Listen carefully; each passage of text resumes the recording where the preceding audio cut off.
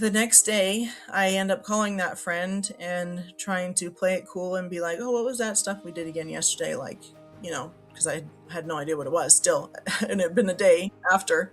And he said it was heroin. It's a weird feeling when you're sick like that and then you do whatever it is that you're addicted to, and all of a sudden, like, you feel superhuman again. And that's when I was like, "Oh crap." And I woke up, and luckily, and I look over because I was right in front of the door, and the door is just left wide open. Anyone could have come in and done anything to me, and he was just gone. The cop walks over to me and he says, "This could be the best day of your life." Welcome to Let Me Tell You, a podcast where people share their experiences with trial and heartache in order to bring comfort, hope, inspiration to others. I am super excited about this one because this is Kiaya. I just came across Kaya's Instagram account a few months ago. First of all, you're just light. And that's what I love about your Instagram is it's just happiness and light. You have a beautiful little boy. Um, and I just love everything you share. And then I went and listened to her whole story and I was like, oh yeah, we got to get her on here because it's so inspiring. And I think it speaks so well to young girls. So I just recently got released from working with the young women in our ward as the president. And so I'm like, I have a tender spot for those young girls. And it's kind of a little bit, I remember where your story kind of started out. And so I'm going to turn it over to you and have you go from the very beginning, how your story started. Awesome. Well, thank you for having me. I'm excited to be here. I grew up in a small town in Nevada. I was raised in the LDS church. My dad was my bishop growing up. I was very sheltered, had a great life. My family's awesome, played sports and everything, and was pretty outgoing, did pageants and competitions and things like that all growing up. Um, we ended up moving to Utah, to St. George, Utah, when I was 11 years old. And I was super excited to be there. I was like, this is like the big city because I was coming from like a town of like 1,000 people, no joke. I was like, this place is huge, like, oh my gosh. And it was way smaller back then. Now it's pretty big, but yeah, it was way small back then, and I was just excited to have like so many friends because everyone there was a part of the LDS church, basically. I mean, there was a lot, and I was just excited to be there. Even though I was like leaving everything I knew and all my friends there, I was like super stoked to be there. Yeah, so we ended up going to a like a ward party, and we're like, me and my mom. I don't know if my dad was there because he worked still in where we used to live, and he would commute back and forth. So that part really sucked for me because then I didn't have my dad. I'm a daddy's girl. And so I didn't have him all week, and he was only home on the weekend. So that part did was hard for me, honestly. But we went to a ward party, my mom and I, and my mom saw like a group of girls standing over somewhere, and she was like, "Why don't you go introduce yourself and tell them like you're new and whatever?" And I was like, "Okay," because I was not shy. I was confident within myself, I guess. And I walked over there and introduced myself, and they acted like I didn't exist and all just like left and walked away from me. So that was like the first experience, yeah, that I had with like, oh my gosh, there's like something wrong with me, or like I'm not cool enough, or I'm not pretty enough, And I was a tomboy back then too. So Isn't that interesting how you like immediately just put it on yourself instead of thinking, well, those are mean girls or that wasn't very nice. It was like because at that age, it's all about us, and you immediately put that on you of like, oh, it's me. yeah, so I was like, oh, I'm not like preppy enough or like pretty enough to like hang out with these girls. They were all like, had the Utah hair and whatever, even at that age. And I was just like probably in basketball shorts and a t-shirt that I've been wearing all week or something. But yeah, so I was like, oh, great. Like, I'm not going to fit in here. Like, nobody cares about me.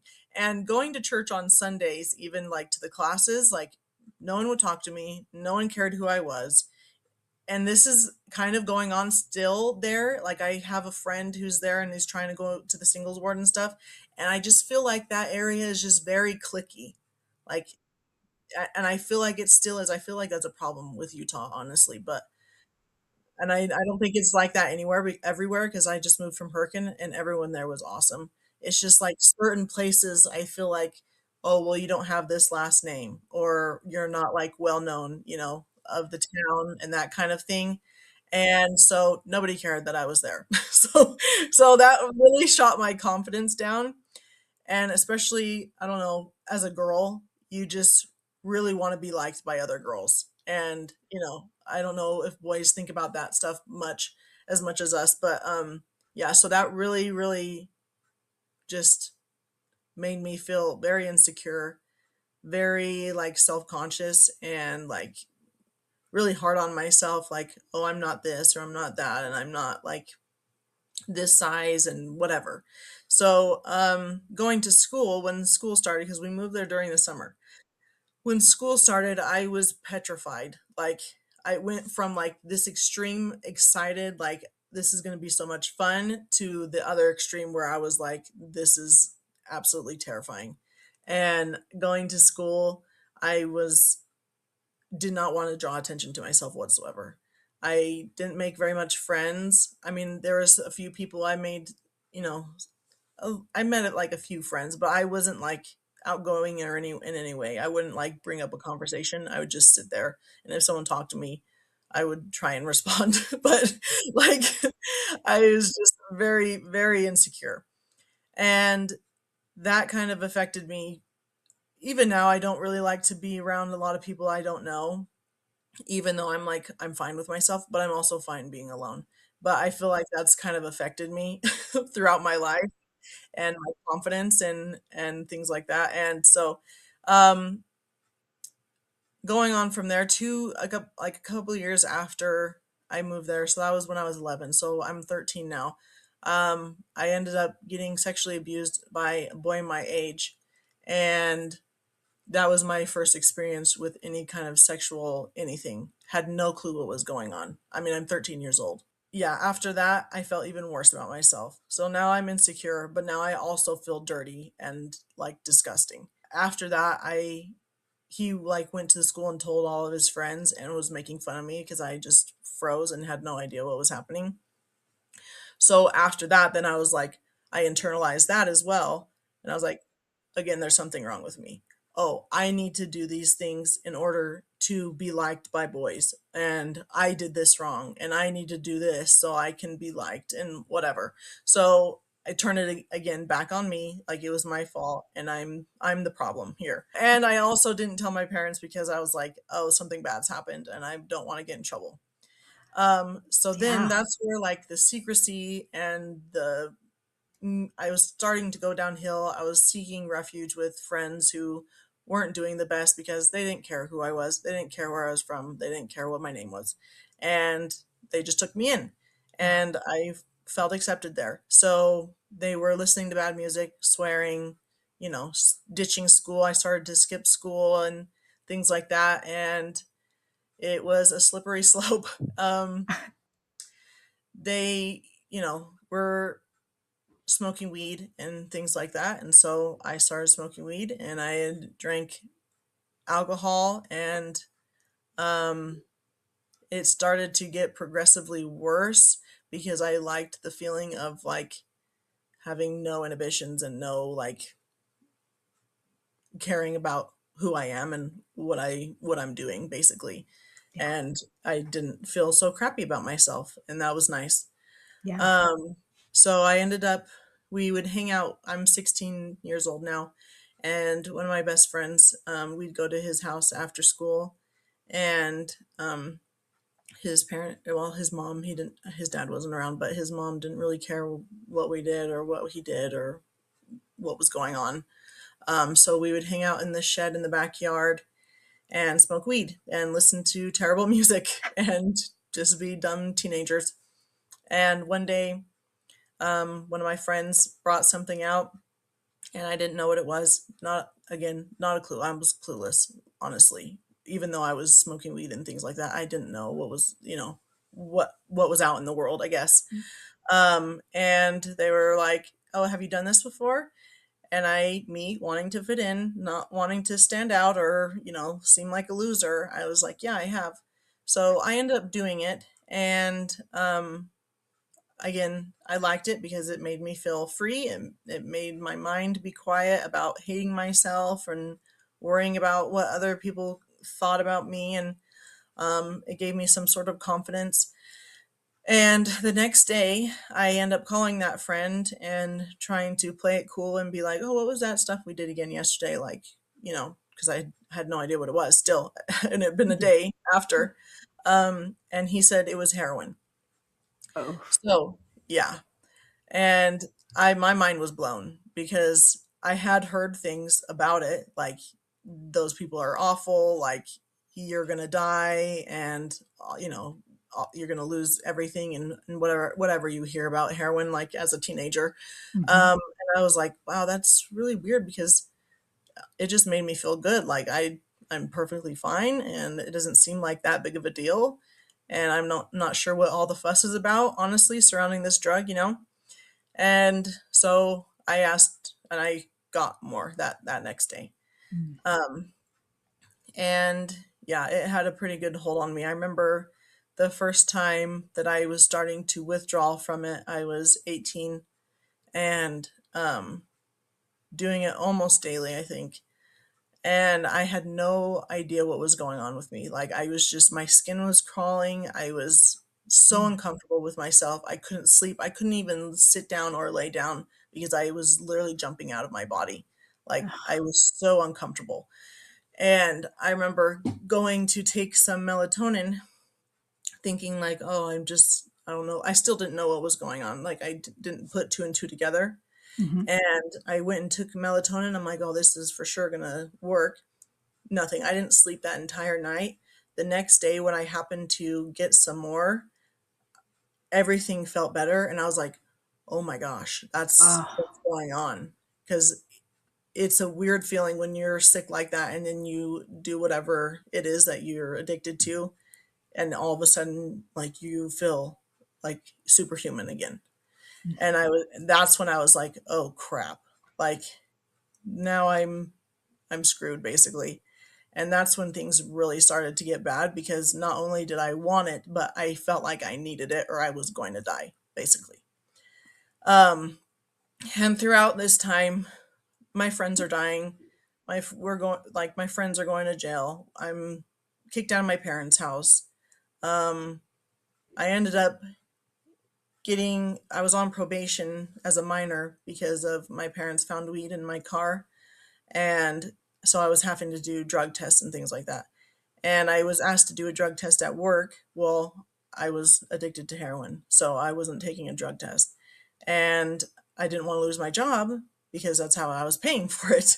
Yeah. So I was trying to drink a bunch of cranberry juice and water and stuff afterwards because they were like, you can go take it somewhere else today or the next day, I can't remember. And then you can keep your job. Otherwise, you're going to get fired.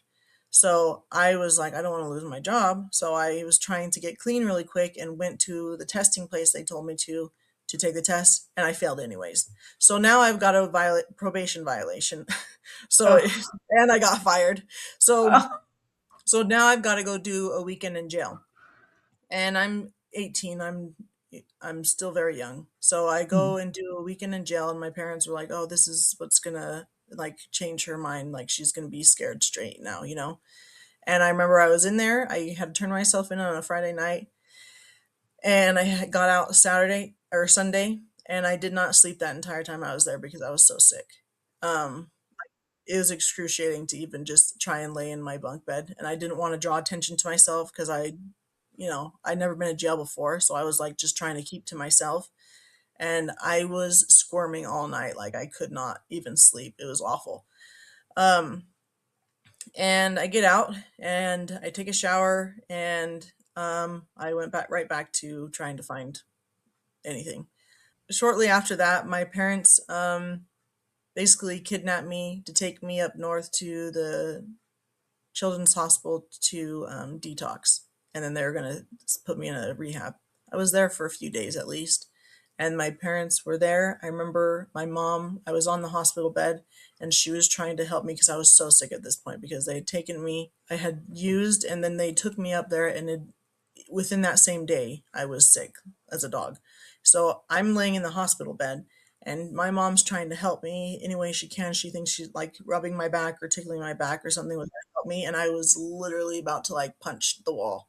So I was like, don't touch me, don't touch me. Like, don't do anything. I just need to be here. Yeah, she hated seeing me like that. It was hard for her. So I went into rehab. My first rehab, I was 18, and I ended up having my 19th birthday in rehab, which was really awful. I'm a grown up, like I want to have my birthday out here, and I'm literally stuck in this place. And I remember trying to leave a couple times, and my mom was like on the phone with the people of the rehab, the um, workers there, and they're like, if you step foot over this line, this property line, we're calling the cops. So I ended up staying like the whole 60 days. And I get picked up by my parents and my boyfriend at the time, who was supposed to be clean because I was clean. So if I'm clean, then you have to be clean and suffer with me, basically. So he had been telling me that he was, and they picked me up and we're driving home, and I see text messages on his phone talking about drugs. So now I'm ticked off because I've been, clean and you've told me that you were and you haven't been. So as soon as we get to my parents' house, I somehow talked my parents into letting me leave. And within the hour, I'd relapsed. And 2 weeks later, I was back in jail. That's just how fast it was. Wow. So, yeah. So I'm in jail for a couple of weeks, and the judge, I have to go see the judge again. And he's like, I want to let you out, but you're obviously not doing well here. Like I'd been to jail a couple times within a few months, like, and rehab. Hmm. And he's like, I'm going to let you out, but you have to go somewhere else. Like you can't be in Utah. So my oldest sister, who now I live right next to, she's always coming to save me. She is like, she can come live with me. And she had a young family. Like, she did not have to do that, but she's always like been there for me. And that's really meant a lot. So my parents picked me up from the jail, and the orders from the judge was they could not make any stops in Utah at all. They had to drive me straight to Las Vegas. So Wow. that's what they did. So we drive to Vegas, and I'm living with my sister, and I have to get a job. Obviously, I'm an adult Mhm. and I'm living there for free. So I get a job at Cafe Rio, and I'm doing pretty well. I've got like 90 or so days under my belt. I'm just basically hanging out with my nieces and nephews and babysitting them, and I was doing good. So I'm at work on Halloween one night, and it was very slow. Everyone's out partying and whatever. So I'm the cashier at Cafe Rio, and two guys come in. One of them ends up leaving me his number. So I'm lonely there. I have no friends. I'm literally not done anything since I've been there besides hanging out with my family, which is better than anything else. But at Mhm. the time, I'm, a teenager and I'm dumb. So, But you want to be social. You want a social life. so I end up texting this guy, and he basically love bombed me, and he was several years older than me. He was probably 24 or something like that, and I was 19.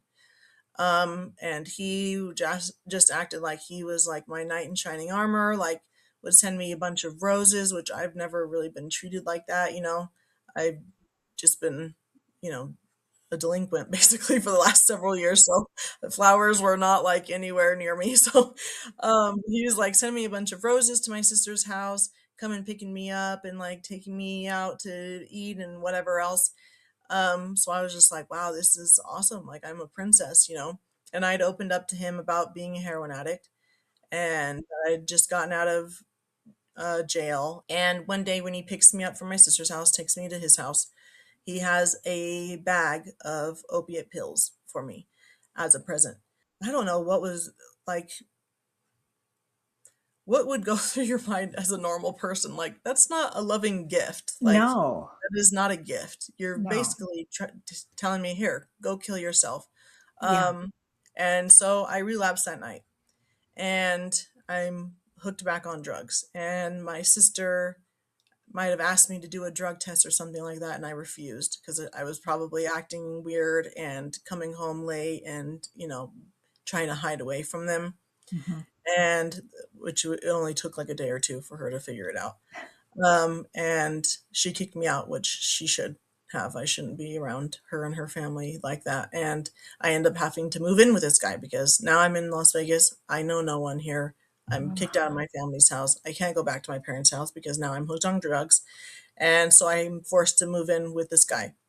Things really started to go downhill once I moved in with him. I stopped going to work. Um, I he was basically controlling every aspect of my life. He would take my phone for long periods of time so I couldn't contact anyone. I didn't have any friends outside of him or did anything with anyone really besides him. And one day we were fighting in a car and he ends up punching me in the face. And this was the first time he hit me. And I was stunned. I am 19 years old. I'm like, oh no, what do I do? Like, do I run? What do I do? Do I call my family? I'm, not doing well. Are they going to help me? My mom telling me like if someone hits you once, they're going to hit you again is rolling through my mind. And while this is all going on, he's like instantly regrets it. That's what he's acting like anyways. And he's like, I'm so sorry. I just love you so much that it just makes me so passionate or something like that. And that was the first time he told me he loved me. So now me going through, sexual abuse and having low self-esteem and self-love and everything else. Oh, well, this person loves me now. This is what I want. Like, I want to feel loved. And he feels so sorry right now. Like, it's not going to happen again. He loves me. And it was just because we got heated that he felt so passionate that he's going to punch me in the face. That's not normal. So I end up forgiving him. And he's told me like that will never happen again, which was a lie. It became more and more frequent to the point where I would have two black eyes. My entire body would be covered in bruises and bumps, and I would think. I remember one time was hitting me so hard in the car, I was going like this, and I thought he broke my arm because he was hitting me so hard while we were driving, oh and my I thought gosh. my arm was literally broken because I couldn't even Wow. move it or anything. Like I said, he used to always take my phone because when he would get done beating me up, I would be like crying and wanting to call my parents to come get me. And so he would just get in the habit of taking my phone until I calmed down and, whatever, and then he'd give it back to me. Well, I ended up taking a picture in like a full length mirror after I was looking at myself completely head to toe covered in bruises, like, what am I doing here? And so I took a couple pictures of myself front and back, and I was like, if I ever get the courage to turn him in or call the cops, like, I'll need these for proof. Um, and I sent him to myself because I knew he took my phone. So I sent it to myself in an email thinking, well, he's not going to go through my emails. That's, crazy. He ended up going through my emails shortly after that and found them and got really, really mad at me and blamed me like, how dare you try and, incriminate me or whatever. So he deleted those and then told me that he was just going to start punching me in my head from now on so that my hair would cover the bruises and that there would be no evidence. He was not a great person. And there was times where I saw that he was cheating on me with people and I'd bring it up to him and again it was my fault and I would get beaten because I brought that up to him, and how dare I question anything about what he does. It doesn't matter, like, he can do whatever he wants and I've just got to shut up and take it basically. um and that went on for about a year and a half. So we were not doing well. We were both on drugs. Now he didn't do opiates, but I was hooked on him because you know that's what he kind of basically used to control me. So we were both had no jobs, both just doing criminal stuff, and we end up getting arrested. And you think that I would leave, but at this point, I'm so trauma bonded to this person and Mhm. emotionally attached to this person to the point where I'm terrified to be by myself. Nobody wants me. Nobody likes me. This is what I've been, getting drilled in my head every single day. My family hates me. They don't want to have to deal with me. Like, I'm lucky to be with him. This is what he would constantly tell me. And so I stayed with him, and now we don't have a house to live in because we've been kicked out of the house because we were arrested.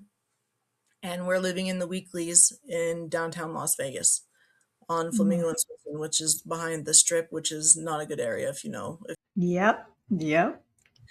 Yeah, so we're living in a Seagull suite, which is known for being a scary place. And he ended up choking me almost to death. He was choking me. We were got in a fight, who knows why. And he was on top of me. I was laying on the ground like this, and he was just choking me, choking me, choking me. And that's the last thing I remember. And I woke up, and luckily, and I look over because I was right in front of the door, and the door is just left wide open. Anyone could have come in and done anything to me, and he was just gone. Didn't care if I was living or dying, just left me there. Wow. And the first thing I thought was like, oh my gosh, I'm by myself. I need to find him. It's so crazy what abusive relationships do to your mind like that, because that is the last thing that you should be thinking when you've just woken up from someone choking you. Yeah. And the first thing I should have been is like, where's a police officer or something like that. But Yeah. I But was, I have to say, I love that you're sharing this. Like, if you've listened to the podcast, anyone who's listened to the podcast, I swear your episode is like blending all these different episodes all into one, where, we've talked about drug use, and you talked about the first time I used heroin, my life didn't fall apart. We had Danny Deaton on, and he was talking about that. My life didn't fall apart. So it's not that bad, right? And then you're talking about this relationship, and the love bombing, and being told nobody wants you, you're lucky to be with me, and we believe that stuff when you hear it over and over again. We believe it. And then the abuse and how it doesn't stop, it gets worse. It only gets worse. Your mom was right. Your mom's very smart. And it's just so crazy. But I'm glad that you're sharing that in the way that you're sharing it too, because you're making it seem, not that it's normal, not that the behavior is okay or normal, but that's how it happens, that it can happen to anybody. And that's how it happens. And you don't even realize. And you're like, anyone looking in on the situation would say, get out. This is your chance to leave and be free. But instead, you're going to go look for that person that you're bonded with. That's how powerful that is. And I'm so glad that you're sharing that part of that. yeah. Yeah, because a lot of people are like, well, why don't you just leave, or why don't you just do this? Well, it's a completely different situation when you're in it, and it happens slowly over time. Oh, well, I'm holding on to this person that I met, and he was so nice to me, and maybe we can get back there if I do better. That's what I thought. Like, oh, I need to do better, and I need to do this, and then he'll be nice to me like he was in the beginning. None of that was my fault. None of this should even happen in the first place. It doesn't matter what I did. But yeah, it's now looking back, I'm like, that is actually insane, and it makes you crazy. That kind of abuse constantly. And the thing is that I was constantly around people who knew I was being abused, and no one cared. No one said anything. No one questioned you or, Only one person ended up questioning me, which was his like boss type person, and he was like, "Are you being abused?" And I even when in that moment I said, "No, everything's fine." And I had like two black eyes at the moment, mind you. People can see, but no one asked, no one cared to ask me. And he would even make fun of, like, him and his friends who also abused their wives and girlfriends would like joke around like it's hilarious to like, "Oh yeah, I beat her for doing this today," and like they would literally laugh about it. I could hear him on the phone and stuff. And then I would be told that I'm crazy and that I never heard that. Um, but yeah, one person ended up asking me, and I flat out lied to him. But I ended up telling him shortly thereafter, and shortly after that, I left. thinking back, putting yourself back in that position. It's hard. You're like, well, I don't know what I would have done. I just wonder if there's anything anyone could have said, if they would have come and been like, I know he's beating you. You don't have to admit it. I know it's happening. And, you know, I can help you. Is there anything anyone could have said, or were you just like, nah, I'm here. I'm stuck here. That's a hard question because when I was asked in that moment, I was terrified of him finding out Hmm. and what was going to happen to me. Yeah. Because he'd threatened me, he'd threatened like my oldest sister. He knew where she lived. If you do Yeah. this, I know where they live and she's got a family. If Got you it. do this, I'm going to make your life even more miserable than it already is, or something like that. Yeah. So when I was being asked that, my first initial reaction was like, deny, deny, deny. Like, Yeah. I'm trying to protect him because I don't know what's going to happen. That makes Um, sense. but I mean, and it was while he was around. We were at his place of work, Oh, and okay. I remember walking by, and I just was like, I don't want to be caught talking about this. Like, so it's going to be bad for me. Hmm. If maybe it was in a safer place where I felt like he wasn't going to come around the corner any moment, Hmm. then maybe I would have been more open to accepting help. But I ended up accepting help and leaving shortly Okay. thereafter. So maybe that person questioning put it in my mind, like, because he would told me like, you don't deserve this, like, you're beautiful, like, you deserve someone who's nice to you, and that's basically what he said, even though I denied and told him that Yeah. he wasn't hitting me, even though everyone could tell, like. Yeah. But yeah, I ended up finding him, didn't leave him at that point. We ended up moving to different apartments, and it just kept getting worse, worse, worse. He was getting more and more manic, and like just really going off the deep end with uppers and like, like meth and things like that, and really starting to lose his mind. I was just like, I'm gonna die if I don't live here. And that was shortly after that man asked me if I was okay. Mm. And I called my dad, and I just asked him to come get me, and he came and got me. Yeah, I never seen him since, except for when that same person sent me a newspaper article or something like that online saying that he was arrested for murder. Oh, So, and wow. that was that he murdered a man or something, like, or was involved with a shooting or something like that. Okay. And that was a few years after that. Okay. So he obviously did not get any better at all. Right. So yeah, I was lucky to escape that and was protected definitely throughout Yeah. that time. That was definitely the worst physical abuse I've ever been through. I moved in with my parents, and I'm back in Utah now. And shortly after, I moved back to Las Vegas. And I'm doing good for a while. I'm not on drugs. I start drinking like a little bit of wine here and there. And I liked that again because I don't want to feel, basically. I just want to be numb. And that kind of spiraled out of control into now I'm an alcoholic and drinking vodka straight, which is disgusting. And I was drinking so heavily that I should have been dead. I should be dead. Um, because I ended up getting a DUI during this time, and they had to call the ambulance because they were literally, how are you alive right now? That's Oh, how bad it wow. was. Yeah. And that officer was very, very nice to me. And he was just like, you really need to get help. Like, you have a serious problem. And at the time, I was just like, whatever, like, this is just my life. I'm just a train wreck, and I'm just gonna keep doing this until I die, basically. Didn't really care about myself, didn't care about my future or where I was going, was not planning to be around, much longer, honestly. After that, I end up moving back to Utah, and I'm back with my parents. And um, shortly after moving there, now I'm back hanging out with my old friends that do drugs again. So I've relapsed now back on heroin, and I'm hooked back on that. So I'm about like 24 or something like that, 23 or 24, in and out of jail.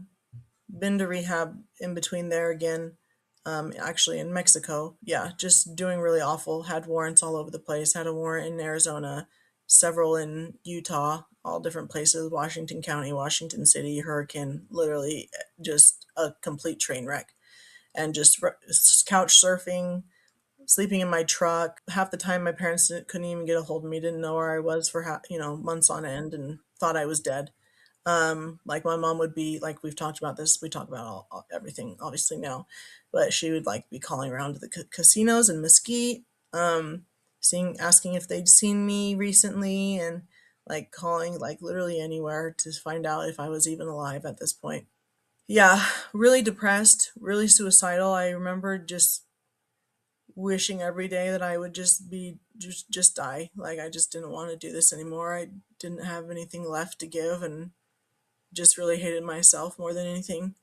Shortly after, um, all this, all these feelings and things been going on for so long, I ended up getting pulled over on the way to go get more drugs, and um, I don't even have it's my truck's not registered. I have no insurance. I have like 5 warrants from all over the place.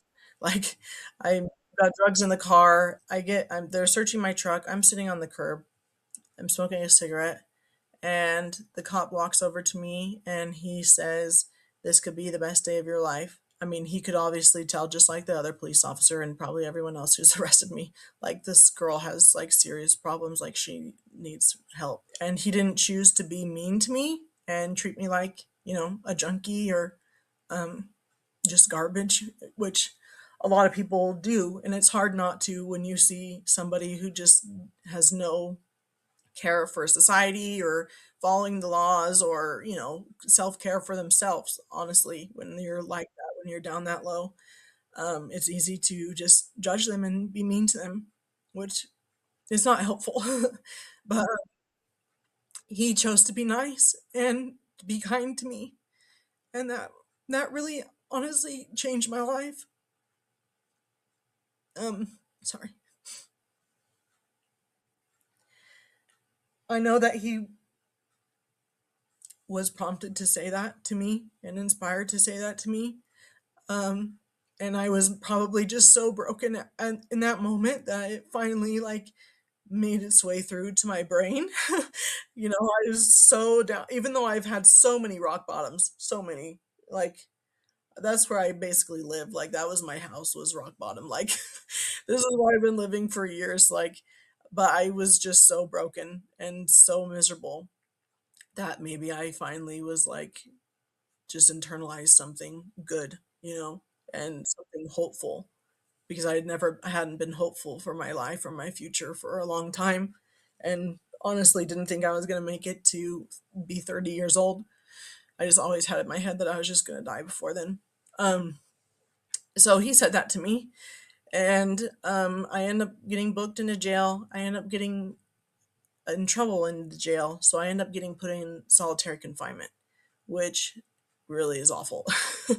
And so I'm not able to make phone calls. I can't even like go out and, hang out with other people in there. I'm not a part of General Pop. I have to be locked in my room. I think I got let out every other day for an hour at night while everyone else was put away. So I couldn't even go to my own court dates. And as I was in there, like it did not take that long. I think the first night I was in there, I was just like, all I had was my thoughts, which I think this happened. I know it happened for a reason, because otherwise I'd just be hanging out with girls and talking about the same nonsense we always do in there.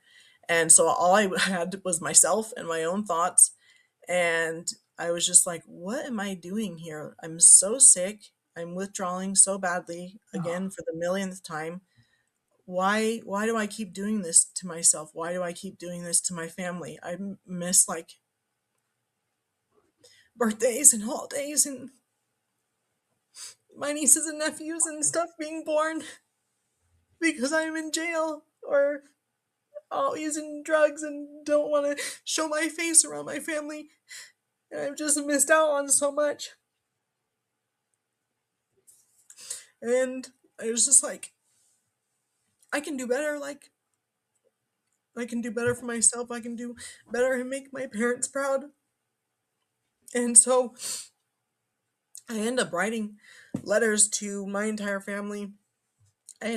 Was given a broken pencil from a therapist because my mom was so worried because I couldn't call her, but she was worried about like my mental health and sent a therapist in the jail to come talk to me. And so she gave me like a little broken pencil, and I had my court paperwork. So I was writing letters to my 3 siblings and my parents, just telling them that I'm sorry and that I really want to try and do better and be there for them. And I end up I can't send an email out, so I just had those with me for the rest of the time I was in jail, and I gave them to him when I got out. But I ended up making friends through my door because I had a little window I could see out of my jail cell, and I was like, people would get in trouble if they talked to people who were in solitary confinement like me. Hmm. Like, you're not supposed to talk to them. You're not supposed to look at them. So we'd have to, like, people who are walking laps around the block. Every time they come back, I'd like try and talk to them, and then they'd like say something back, and then they have to keep moving because there's cameras watching us. And so I finally was able to get somebody who was going to use their own money to call my mom, which is a huge deal in jail. Nobody's got money in there. Like, Yeah. very rarely does anyone in there is doing well for themselves. Like, you're obviously in jail. You're not doing well. Yeah.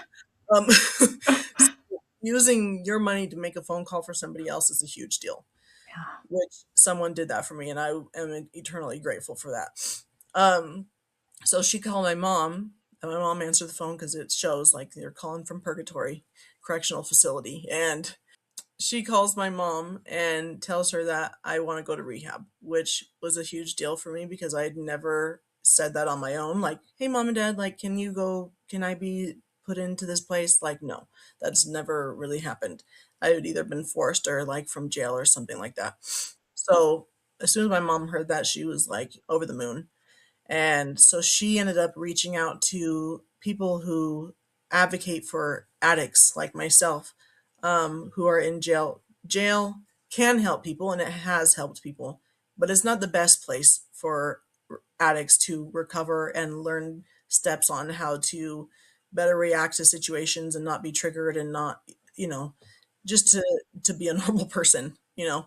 So he goes around with my mom to all my court hearings, ends up getting all the judges to release me to go to rehab, which no one thought was going to happen. Everyone in there was like, "You're not getting out. You have this long of a list of new charges, not to mention all your warrants and, you know, your history of running away from the law."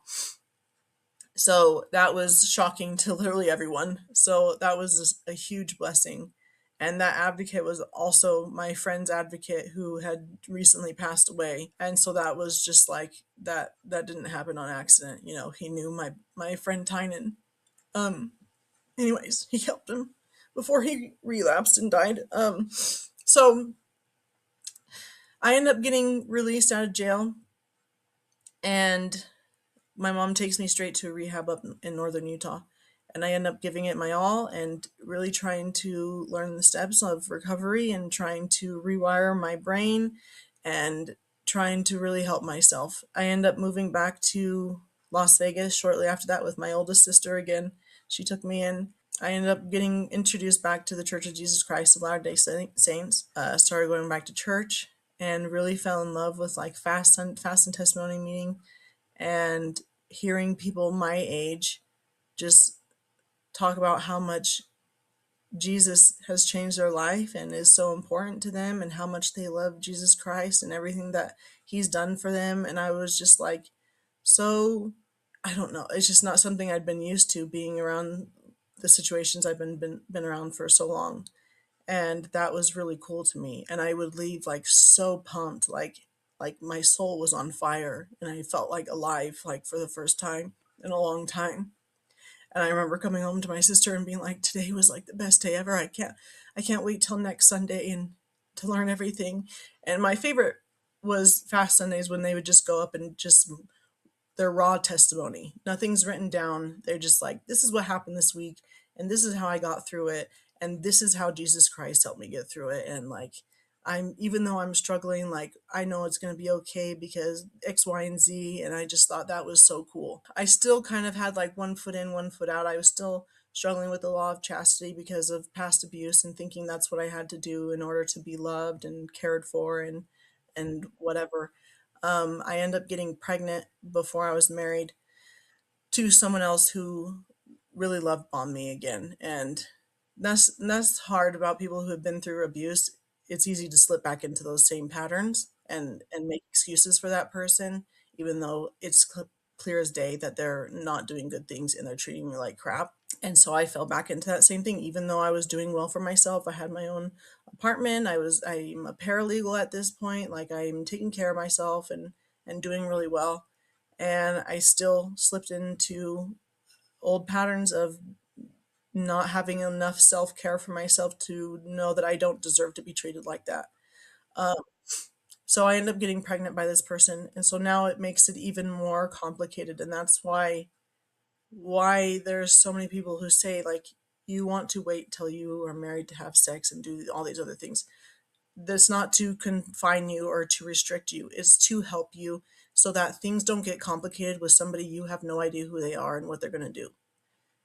It's to help you, to keep you safe, and to keep you happy and actually loved by somebody. If someone's trying to force you to do things that you don't want to do, that is not love in any way, shape, or form. So yeah, so now it's overcomplicated. I don't know this person very well.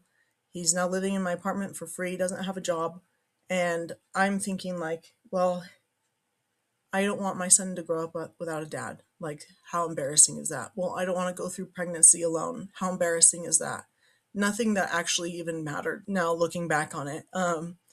And I was like, well, once I have my son, like he'll see what a great mom I am and he'll want to change. That's not any way you should look at a relationship. If they're not treating you well while you're dating, they're not going to treat you well while you're engaged. They're not going to treat you well while you're married. If they're not treating you well, especially when you're pregnant with their child, they're not going to change once you have that baby.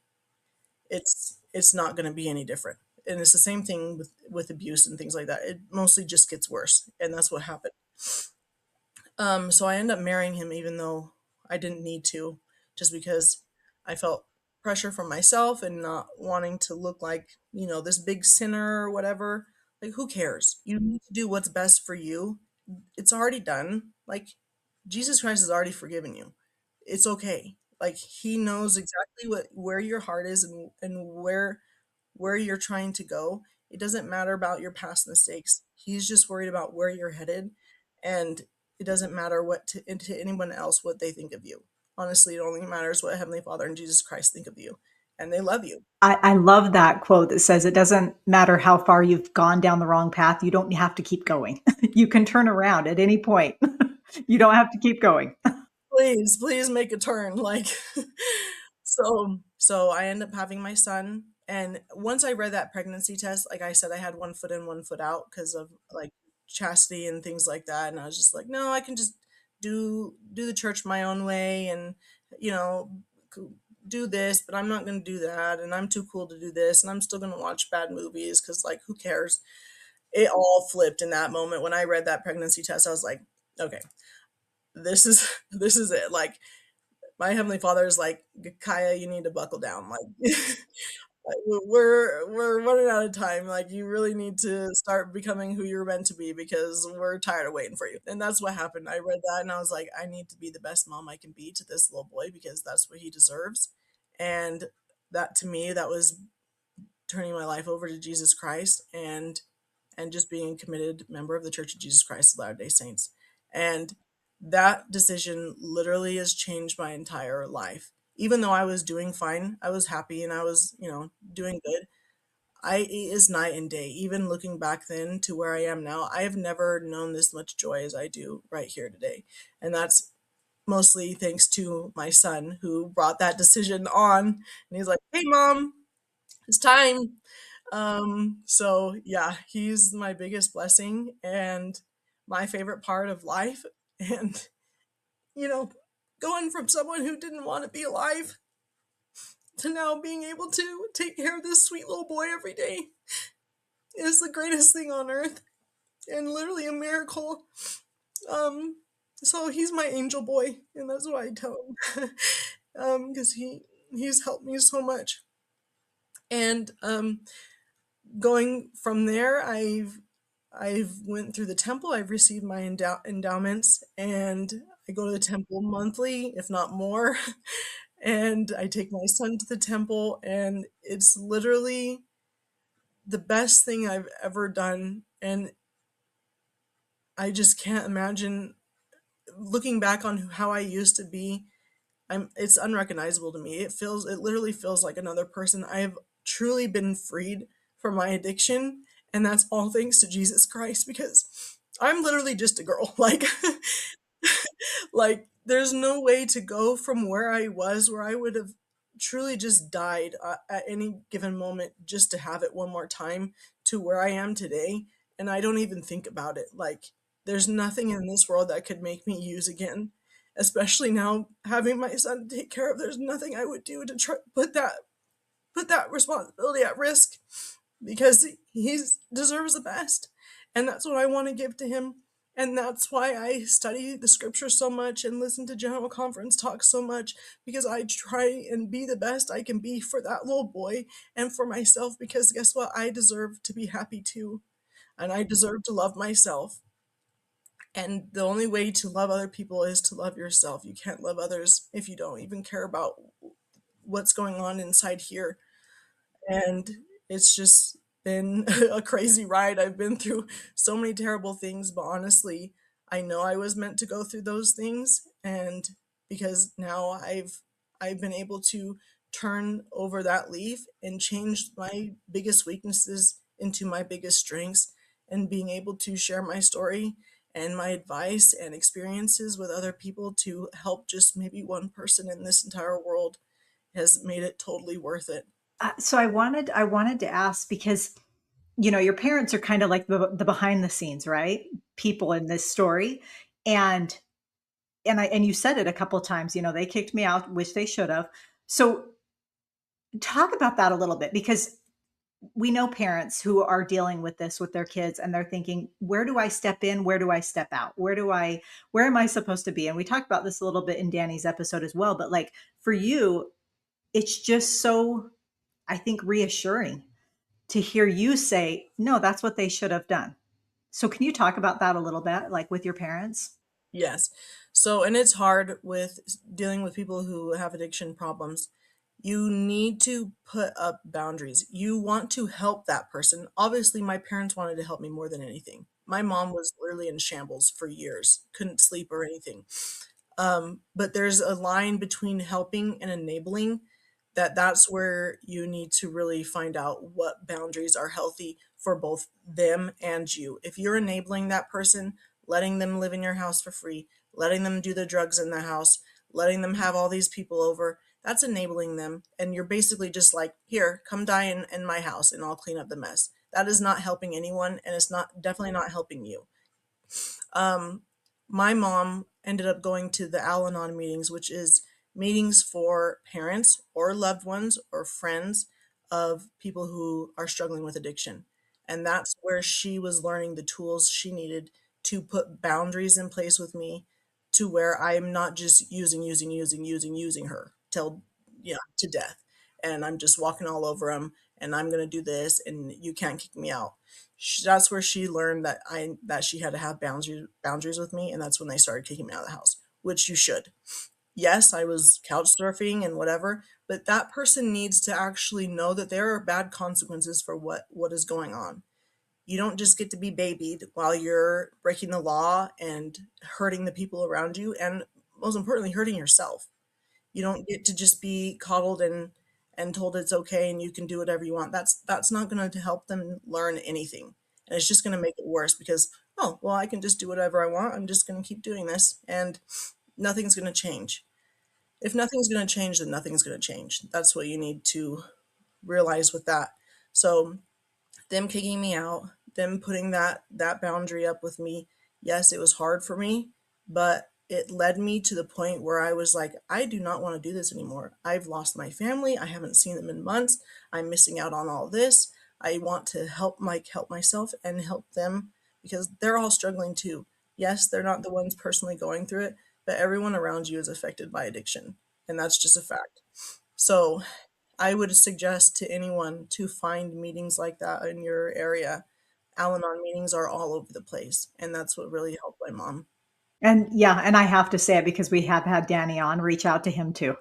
Go follow Danny as well because that's his whole thing is helping families set those boundaries. Get the help because you have to learn those tools to be able to keep yourself safe. I've been thinking about this final question ever since I asked you to come on because I feel like I said in the very beginning, I feel like this is such a pivotal moment for you. If you could go back, or if you there was a girl that's 11 years old, that's 13 years old, that has not been included and is just feeling like, well, I guess it's me. I guess I'm the problem. I guess I'm not good enough. What would you tell her? What would you tell her to hopefully steer her around a different path, down a different path than what you had to go down? Yeah. So my thing was is that, oh, I want to fit in. I want to do what everyone else is doing, and that's what led me to really the worst times of my life, is trying to fit in and give in to peer pressure and do what those around me are doing. You're not supposed to fit in with everyone. You are your own person. God made you unique for a reason. I'm unique. Some people are going to think I'm weird. I am weird. I don't care. My son's going to be weird because I'm such a crazy person all the time. And my mom is like, I'm like, where did he get that from, to my mom? And she's like, from you. I'm like, oh, yeah, that makes sense. So you're not supposed to fit in with everyone else. God made you your own person for a reason. God does not make mistakes. If you don't fit in with these people, guess what? There's a million other people out there that you will fit in with and that will love you for exactly who you are. And you do not have to change one thing. You can be your weird, goofy, silly self and like these weird things that nobody even knows about. Someone out there will love you. And the most important people that already do love you is Heavenly Father and Jesus Christ. If you feel like you're not being included, there is always some place that you will be included. And Jesus Christ knows exactly how you feel at any given moment. And if you go searching for him and his light and his love and his teachings, you will find it, and you will feel that you are loved and important just the way you are. Love it. I love that. That was perfect. Thank you so much. Thank you for telling us your story. I think it is going to open a lot of eyes and make people think a little bit differently about, especially about people that we see. Like you said, when you see someone who is strung out or who is making really bad choices, it's easy to judge. It's easy to think like, they're a lost cause. It's so interesting because I listen to so many podcasts on addiction and recovery, and I look at them so differently now. If I see anyone out and about, my thoughts always, what's their story? Where did they start? What happened? What got them? Because nobody chooses that. Nobody sets out to head down that path. And so I'm so grateful that you shared your story to give people a little more, help them open their eyes a little bit more and understand a little bit more. So thank you so much for joining us.